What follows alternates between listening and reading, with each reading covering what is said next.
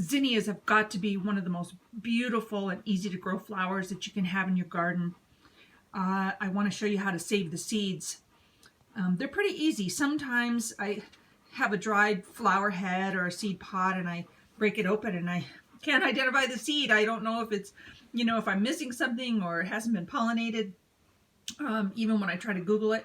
But zinnias are pretty easy in terms of identifying the seeds, and they're easy to save. So I want to show you how to do that. This was a cactus zinnia. It was a pretty big, and I let it just ripen, so to speak, on the stalk.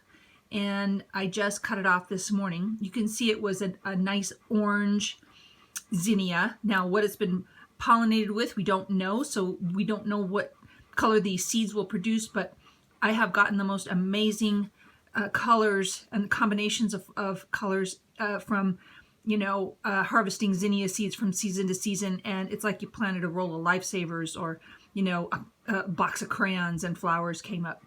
Just amazing. So if you like zinnias and you want to have more of them, because I certainly do, and you want to have enough to plant and share and trade and swap, then it's a pretty easy thing to do. So you can see that this is pretty dry. And this was a nice full flower. Some of them, tend to be more daisy-like, but that's okay. I mean, they're all lovely. But this one was a nice plump flower.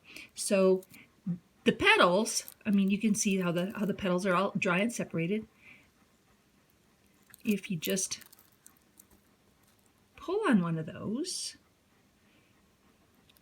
that is a seed, but I'm going to pull another one to see if I can get something that is a little more obvious. Do you see it looks like a little spear or an arrowhead? Let me do some more. Yeah.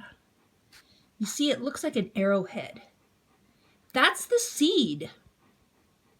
And so when I'm harvesting a whole bunch of them, I just kind of cut them off. I put them in a paper bag or like an old, Christmas gift bag or something where air can circulate to make sure that they're fully dry. I don't even bother, separating them from the flower head at that point. I just cut them off. I let them dry. I keep them in my garage, with air circulation.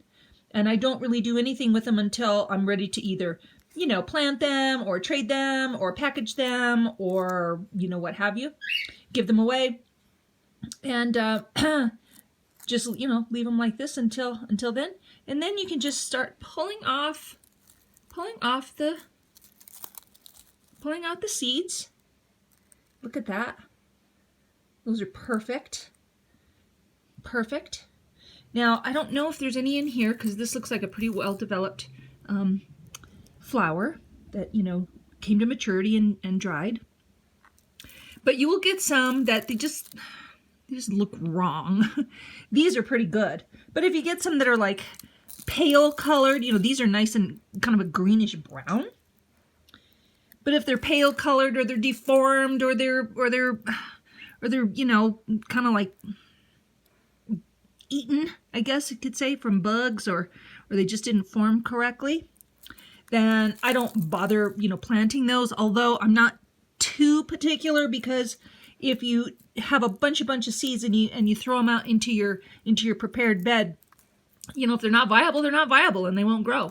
I don't really bother with the chaff too much either, because, sometimes you actually mix your seeds with chaff so you can get a better even spread. So I don't even really worry about that.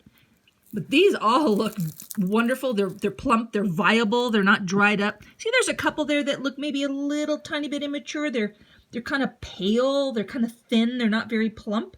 But overall, I think this one zinnia that's gone to seed is going to produce many more plants next year.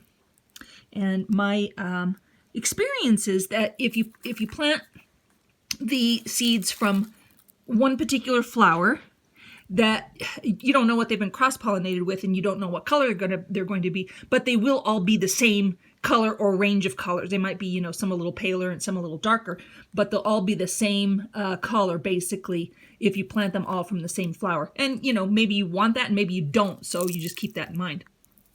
Yeah, these seeds look really good.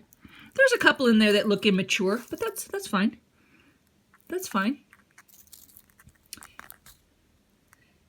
Look at those. Look at those. I'm not even done pulling out all of the seeds. Yeah, there's some immature ones there.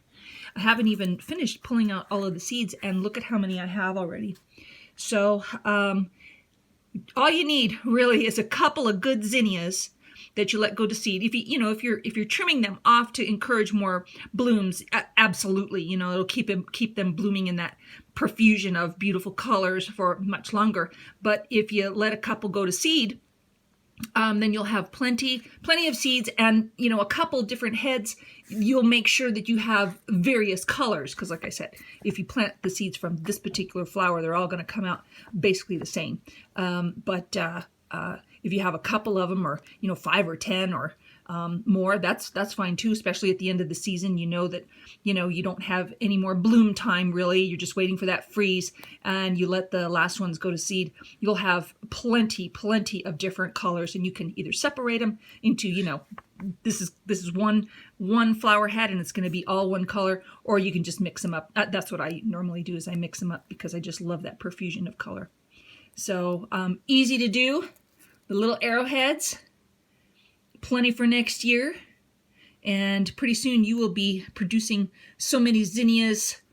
How happy can you get? I don't know, because the more zinnias I have, the happier I get. And so I haven't reached that limit yet, and I'm going to keep collecting. And I hope you do too. Thanks a lot.